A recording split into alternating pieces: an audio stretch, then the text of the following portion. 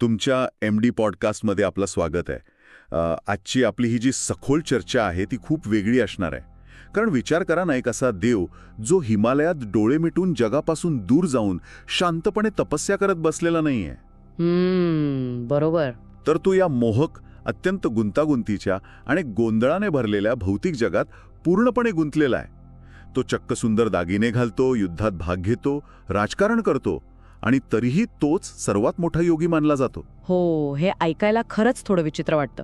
कारण आपल्याला नेहमी हेच शिकवलं गेलंय की जर खरा आध्यात्मिक मार्ग शोधायचा असेल तर या भौतिक जगाचा किंवा या मायेचा त्याग करावा लागतो. अगदी हेच. म्हणजे आपण लहानपणापासून हेच ऐकत आलो आहोत की भौतिक जग आणि आध्यात्मिक जग या दोन पूर्णपणे विरुद्ध दिशा आहेत. हो, जणू काही आध्यात्मिक प्रगती साधायची असेल तर भौतिक गोष्टींचा, पैशांचा, नात्यांचा पूर्णपणे त्याग करणं ही पहिली अट असते.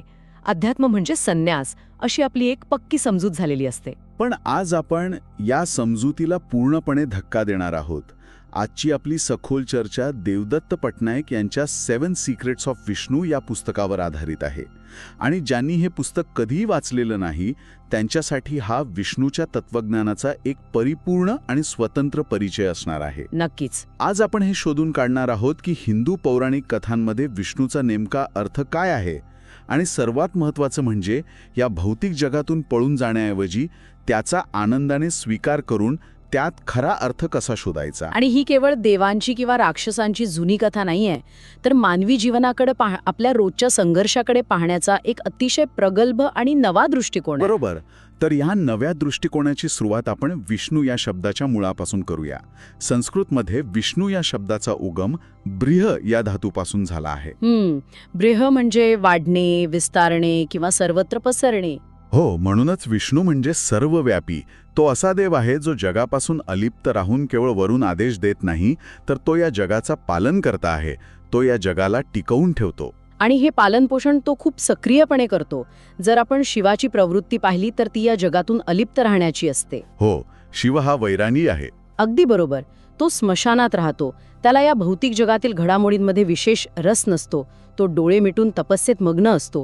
पण विष्णू मात्र डोळे उघडे ठेवून या जगात वावरतो. म्हणजे जेव्हा जेव्हा धर्माला किंवा या जगाच्या समतोलाला धोका निर्माण होतो तेव्हा तो अवतार घेऊन पुन्हा पुन्हा या जगात परत येतो. हो. हे सगळं ऐकताना मला एका कॉर्पोरेट जगातील संकल्पनेची आठवण येत आहे.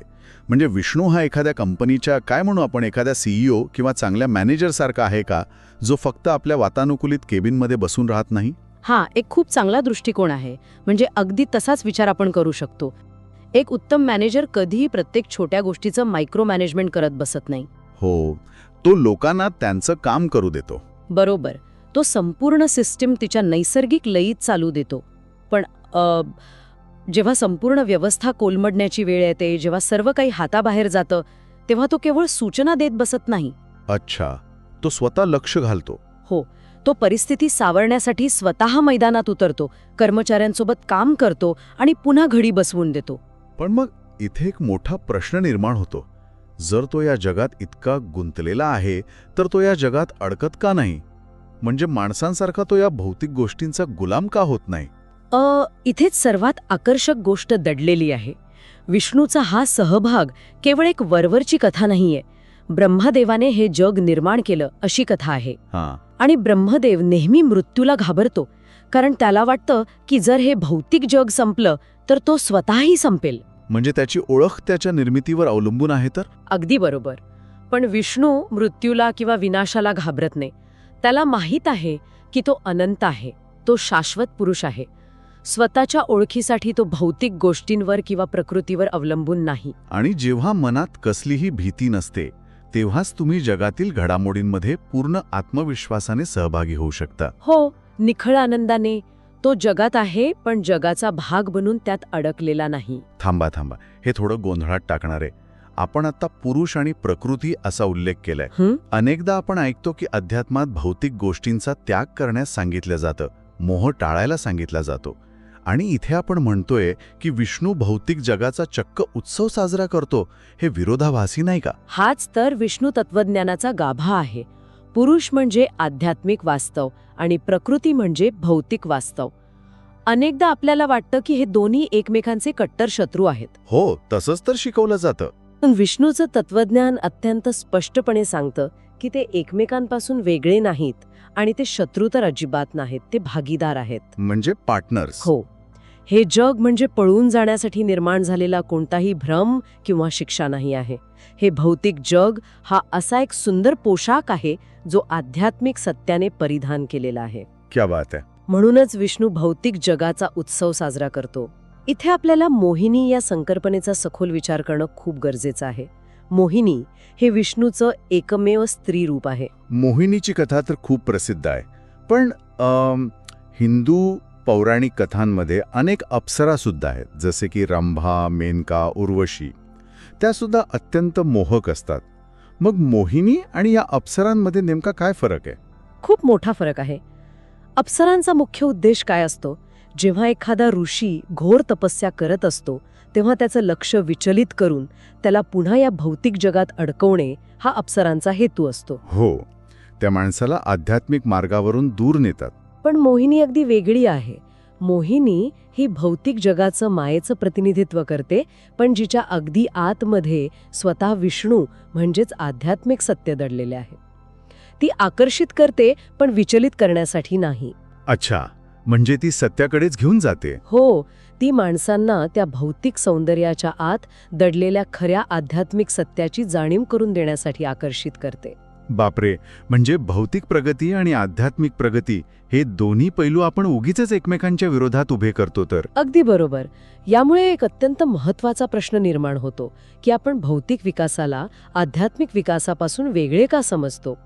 या पौराणिक कथांमध्ये जेव्हा स्त्री आणि पुरुष ही रूपे येतात ना, तेव्हा ती आजच्या काळातील राजकारणासाठी वापरलेली रूपके नाहीत. म्हणजे ती पुरुषसत्ताक पद्धती लादण्यासाठी नाहीयेत? अजिबात नाही. ती अतिशय सूक्ष्म मानवी शरीरशास्त्रावर आणि तत्वज्ञानावर आधारित आहेत. निसर्गात पुरुष शरीराच्या बाहेर जीव निर्माण करतो म्हणजे बीज देतो, आणि स्त्री शरीराच्या आत जीवाला आकार देते. तत्वज्ञानाच्या भाषेत सांगायचं तर पुरुष हा निरीक्षक आहे. तो केवळ पाहतो, वाकलन करतो आणि चालना देतो. आणि प्रकृती हे स्वरूप आहे. हो, अगदी बरोबर. प्रकृती हे स्वरूप आहे जे त्या अस्तित्वाला, त्या कल्पनेला प्रत्यक्षात आकार देते. हे ऐकल्यावर मला आता विष्णूच्या कपाळावरील त्या विशिष्ट नामाची आठवण येते. आपण अनेकदा मंदिरात किंवा विष्णूच्या भक्तांच्या कपाळावर तो इंग्रजी यू आकाराचा टिळा पाहतो. हो, ऊर्ध्वपुंड्र म्हणतात त्याला. हो, त्यात बाहेरून 2 पांढऱ्या रेषा असतात आणि अगदी मध्यभागी एक लाल रेषा असते. मला आता त्याचा अर्थ उलगडतोय. त्या पांढऱ्या रेषा हे आध्यात्मिक सत्याचे म्हणजे पुरुषाचे प्रतीक आहेत. अगदी बरोबर.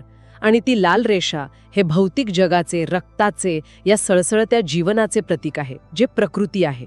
आणि सर्वात महत्त्वाचं म्हणजे त्या पांढऱ्या रेषा लाल रेषेला आधार देतात. म्हणजे भक्कम आध्यात्मिक पायावरच तुमची भौतिक प्रगती सुरक्षितपणे उभी राहू शकते. किती अचूक निरीक्षण आहे हे.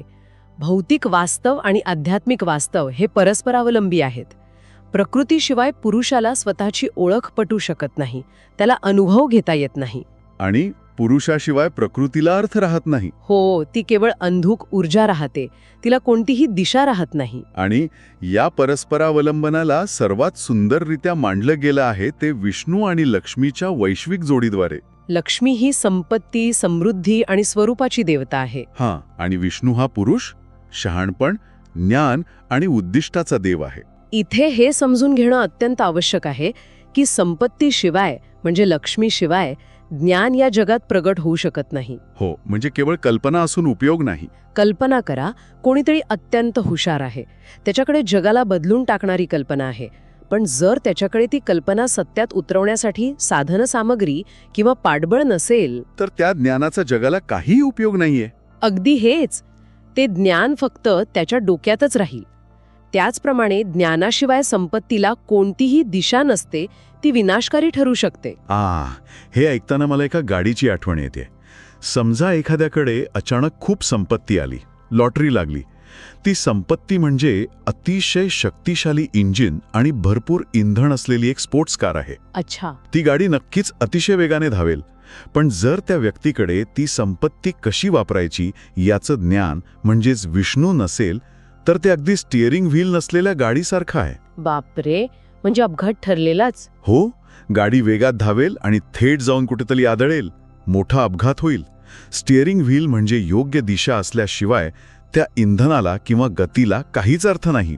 खूप छान उदाहरण दिलंत. म्हणूनच तुम्ही पाहिलं असेल की पुराण कथांमध्ये देव आणि असुर नेहमी लक्ष्मीला मिळवण्यासाठी एकमेकांशी युद्ध करत असतात. हो, ते कायम भांडत असतात. सुरक्षित असतो की कोणीतरी त्याचं सिंहासन हिरावून घेईल. नेहमीच त्याला भीती वाटत असते. दुसरीकडे असुर कायम रागामध्ये आणि काहीतरी मिळवण्याच्या महत्वाकांक्षेत असतात. संपत्ती मिळवण्याच्या आणि ती टिकून ठेवण्याच्या या धडपडीमुळे ते प्रचंड असुरक्षित किंवा अहंकारी बनतात.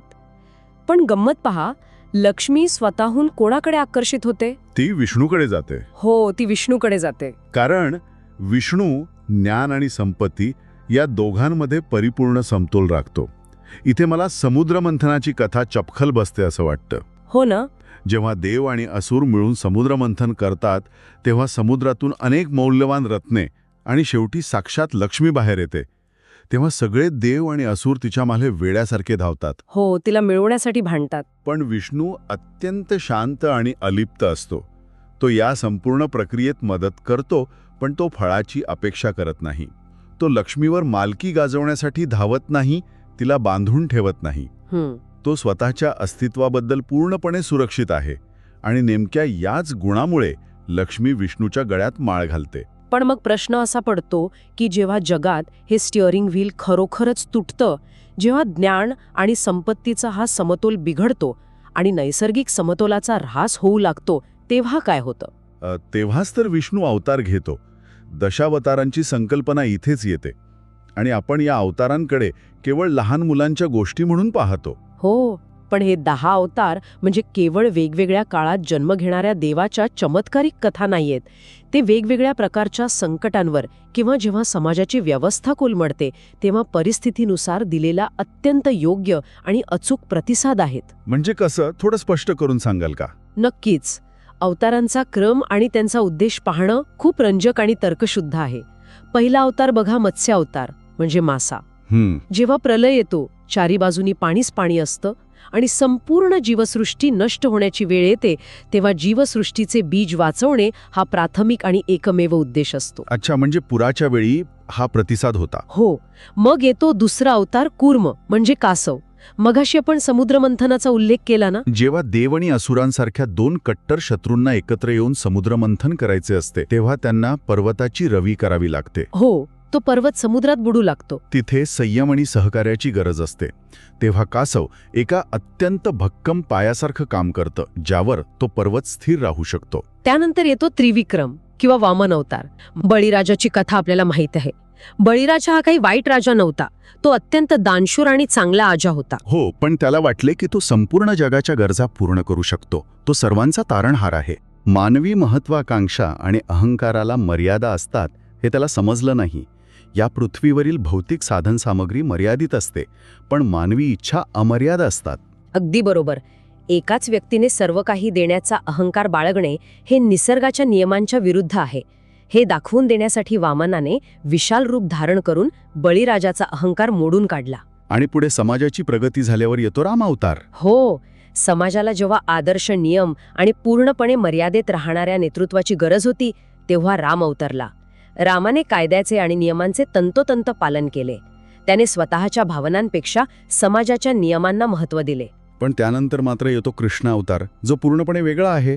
आणि इथेच मला एक मोठी अडचण नेहमी वाटते. काय अडचण वाटते? रामाच्या काळात जे योग्य होतं ते कृष्णाच्या काळात अचानक अयोग्य कसं काय ठरतं? उदाहरणार्थ, पित्याची आज्ञा पाळणे. दशरथाच्या एका शब्दाखातर रामाने हसत हसत 14 वर्षांचा वनवास पत्करला आणि आपण त्याला आदर्श मानतो. पण मग ययातीची कथा आठवा. ययाती राजाला आपल्या तारुण्याची लालसा होती.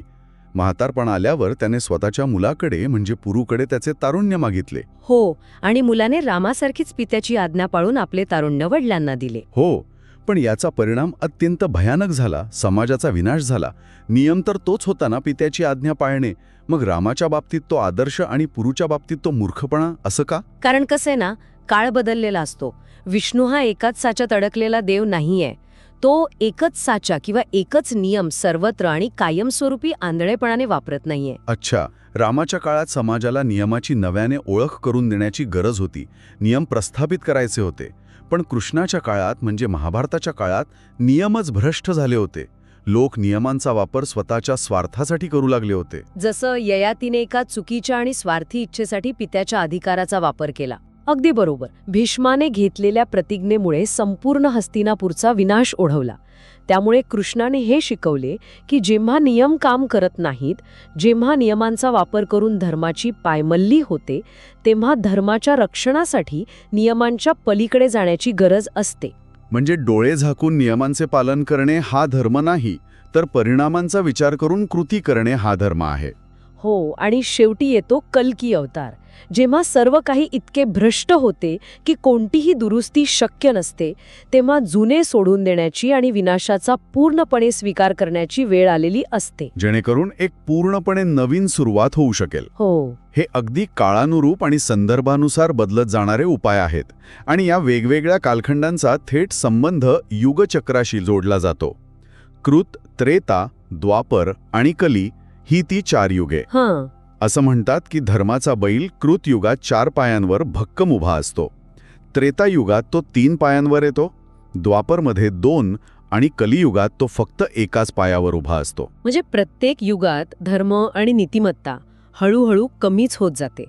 आणि हे समजून घेणं सर्वात महत्वाचं आहे की हा ऱ्हास अटळ आहे. म्हणजे विष्णू जगाचा अंत थांबवू शकत नाही. विष्णूच्या अवतारांचा उद्देश या जगाचा ऱ्हास किंवा विनाश कायमचा थांबवणे हा नाहीच मुळी. कारण निसर्गाचा नियम आहे, ज्याला सुरुवात आहे त्याचा शेवट निश्चित आहे. अवतारांचा खरा उद्देश मानवतेला प्रत्येक युगात, मग परिस्थिती कितीही कठीण का असेना, सन्मानाने आणि जागरूकतेने जगण्यास मदत करणे हा आहे. मग अवतारांचा उपयोग काय हा प्रश्नच उरत नाही. हे तर एखाद्या कुशल डॉक्टरसारखं झालं नाही का? कसं काय? डॉक्टर तुम्हाला अमर करू शकत नाही. म्हातारपण, आजार आणि मृत्यू हे नैसर्गिक सत्य आहे. ते जगातील कोणताही डॉक्टर कायमचं थांबवू शकत नाही. हे खरंय. पण तो डॉक्टर रुग्णाला त्याचं उरलेलं आयुष्य अधिक निरोगी, वेदनामुक्त आणि सन्मानाने जगण्यास नक्कीच मदत करू शकतो. विष्णूचे अवतार हे त्या डॉक्टरसारखेच आहेत. खूप सुंदर. किंवा कालबाह्य झालेल्या परंपरांना आंधळेपणाने चिकटून न राहता बदलत्या काळासोबत स्वतःला बदलण्यास आणि पुढे जाण्यास शिकवते. काळ बदलला की नियम बदललेच पाहिजेत. तर या संपूर्ण चर्चेचा नेमका निष्कर्ष काय निघतो? युगचक्र, अवतार, लक्ष्मी मोहिनी, समुद्रमंथन या सध्या विलक्षण कथांमधून शेवटी आपल्याला आपल्या रोजच्या आयुष्यासाठी काय घ्यायचंय? विष्णूचा आपल्यासाठी सर्वात सखोल आणि अंतिम संदेश कोणता आहे? विष्णूचा सर्वात सखोल संदेश हा आहे की आपण केवळ आपले हे शरीर किंवा ही भौतिक प्रकृती नाही आहोत. म्हणजे केवळ मी आणि माझं या पलीकडे काहीतरी आहे ज्याचा आपण शोध घेतला पाहिजे. नक्कीच. जंगलात प्राणी कसे जगतात याचा विचार करा. ते फक्त जगण्यासाठी धडपडत असतात. त्यांना भूक लागते, ते अन्नाचा शोध घेतात.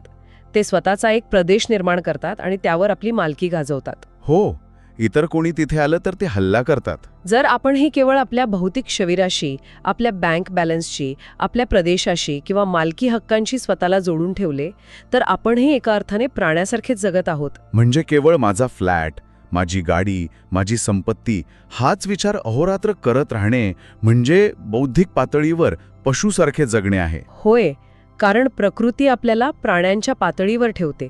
पण आपल्या सर्वांच्यात एक निरीक्षक आहे, ज्याला आपण सुरुवातीला पुरुष म्हटलं, जो स्वतःला पाहू शकतो. हो, तो आपल्या स्वतःच्या जीवनाकडे, आपल्या रागाकडे, लोभाकडे अगदी त्रयस्थपणे पाहू शकतो. संपूर्ण पृथ्वीवर केवळ माणसालाच निसर्गाने विचार करण्याची, स्वतःच्या कृतीचं परीक्षण करण्याची आणि कल्पनाशक्तीची देणगी दिली आहे. जेव्हा आपण आपल्या आतील या निरीक्षकाला ओळखतो, जेव्हा आपण फक्त मला काय हवंय किंवा माझा प्रदेश किती मोठा आहे या पलीकडे जाऊन आपल्या कृतींचं मूल्यमापन करतो, तेव्हाच आपण खऱ्या अर्थाने माणूस बनतो. बापरे, हे खरोखरच खूप विचार करायला लावणार आहे. केवळ प्राण्यांच्या अस्तित्वावरून उन्नत होऊन माणसाच्या पातळीवर येणे हीच विष्णूची या मानवजातीला दिलेली सर्वात मोठी देणगी आहे. आपण सुरुवातीला म्हणालो होतो की अध्यात्म म्हणजे सर्व काही सोडून जंगलात पळून जाणे, पण विष्णूची कथा आपल्याला अगदी याच्या विरुद्ध गोष्ट सांगते. हो, ती आपल्याला पळून जायला नाही तर अत्यंत जबाबदारीने आणि पूर्ण जागरूकतेने या जगात जगायला सांगते. अगदी बरोबर. यावरून आपल्याला हा विचार करायला भाग पडते की आपण केवळ भौतिक गोष्टींच्या मागे धावत आहोत की आपल्या आतील त्या निरीक्षकाला जागृत करून या जीवनाचा खरा अर्थ शोधत आहोत. हो, आपण केवळ संपत्तीकडे कल ठेवत आहोत की ज्ञानाचा समतोलही राखत आहोत हे पाहणं गरजेचं आहे. नक्कीच. विष्णू आपल्याला हे जग सोडायला सांगत नाहीत. ते आपल्याला या जगाकडे एका वेगळ्या दृष्टिकोनातून पाहायला सांगत आहेत. हे जग मोहिनी आहे, सुंदर, मोहक आणि जर आपण बारकाईने पाहिले तर ते खऱ्या अर्थाने दिव्य आहे. पुढचा पॉडकास्ट हवा असेल तर कृपया तुमचा चॅनल MD पॉडकास्ट सबस्क्राईब करा.